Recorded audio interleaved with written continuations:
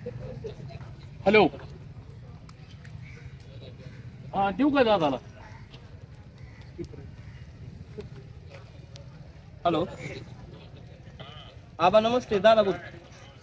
आबा काय नाही, म्हणजे त्या अतिवृष्टी झाली का त्यावेळेस आबा आम्ही जाणून बुजून सगळ्या अधिकाऱ्याला सांगितलं होतं. ह्याच्या आधी बी 3 वेळा असंच झालं या.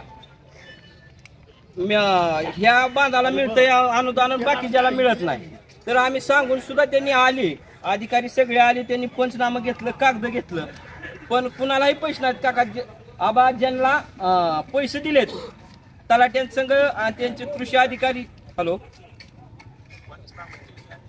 पैसे मिळाले नाहीत आबा.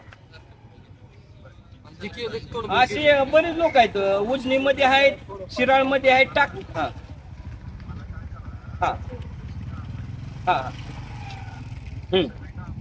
बर.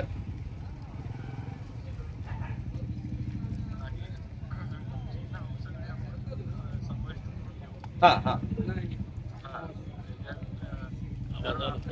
त्याला नुकसान झालंय हा हा हा आणि पंचनामा झाला नाही किंवा झाला नाही, हा हा त्याला पैसे मिळाले नाही, हा हा अशांची सगळ्या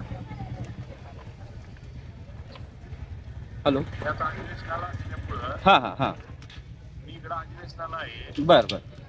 हा, त्यामुळं काय काळजी करू नका. पैसे आपल्याला 130 कोटी घ्यायचे, हा हा हा 101 कोटी वाटते, 30 कोटी शिल्लक आहे. बर बर.